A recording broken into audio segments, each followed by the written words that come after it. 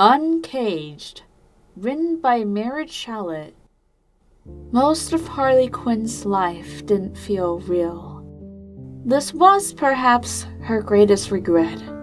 She existed in a perpetual whirlwind, slave to a wayward sense of amplified empathy and an unchecked strain of legitimate madness. She felt the makings of it her whole life, a creature lurking beneath the surface. And while she didn't have the words to name it yet, she knew, even as a child, that it needed to be contained. Those early years passed in silent struggle. She spent hours locked in her room, standing before the mirror, as she mastered the guise of normalcy. In time, Harley learned to kill that wild spark in her eyes. She could smile without a manic air. Her accent faded as she stood there, repeating words to the thing in the mirror, forcing herself to believe something that a part of her always knew was a lie. Your name is Harley Quinn, and there is nothing wrong with you. Somehow, it worked. She fashioned the perfect facade, a calm and collected persona that was qualified to analyze others and dispense the appropriate wisdom in a professional standing. The act served its purpose, and for a while, Dr. Harley Quinn was convinced that she could live a normal existence. Though, as the old adage went, the best laid plans of mice and men often go awry.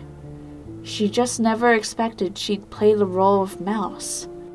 All it took was the right prodding, choice words spoken from the mouth of madness, to unleash the torrent of what she really was.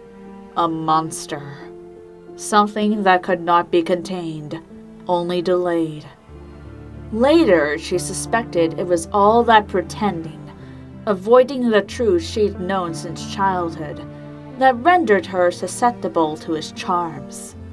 There was so much of him in her.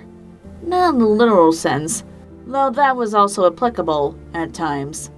But he was also the first to see through her mask, to glimpse the madness, that beast she'd caged, and he didn't give a damn. He didn't want the doctor.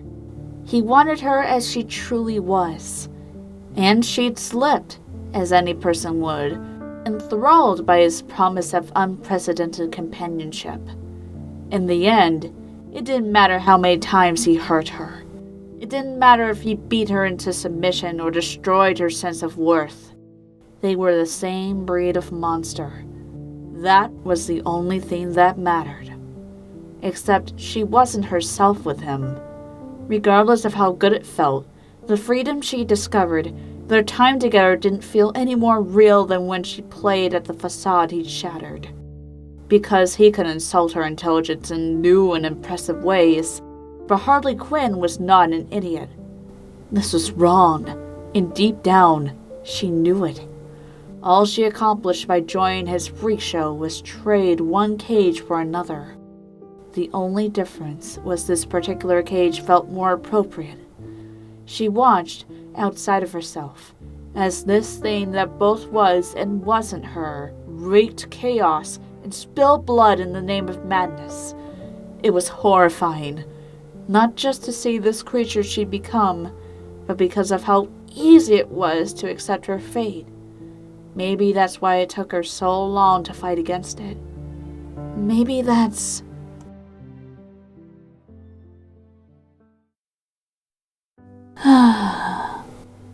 Harley was pulled out of her thoughts by the sound of a contented sigh. She turned her head and looked at the woman lying next to her on the beach.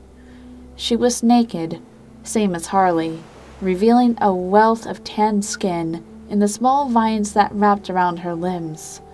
At first glance, it seemed that Ivy was asleep.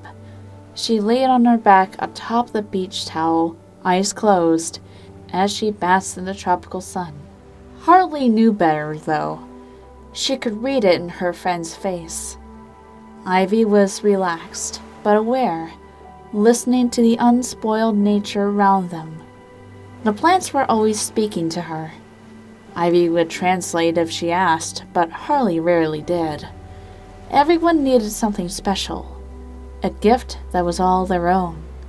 Besides, people were her particular fascination, not plants. It was easy to marvel at the contrast between them. Their differences were evident even on a physical level. Harley glowed like a beacon in the sunlight. Her unnaturally pale skin reflected most of the light that touched it.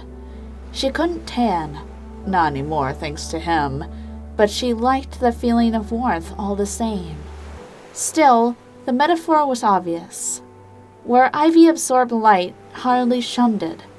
Where Ivy spurned the human race, Harley tried to save them, albeit in her own twisted way. And yet, for all their disparities, this worked. There was a part of her that would always be amazed by that fact. Harley was drawn to him because he understood her, and that had been her undoing. Ivy understood too, more than he ever did, but their relationship carried none of the risk. The true Harley Quinn lay somewhere between the calm, collected doctor and the mallet-wielding clown. With the rest of the world, she was either or, two distinct entities within one body. But with Ivy, she wasn't torn between anything. She felt real. You're thinking too much. Harley couldn't stop the smile that formed on her face. How'd you know? Whenever you're quiet for more than 5 minutes, it means you're either asleep or musing. Ivy opened one eye and fixed the blonde with a look.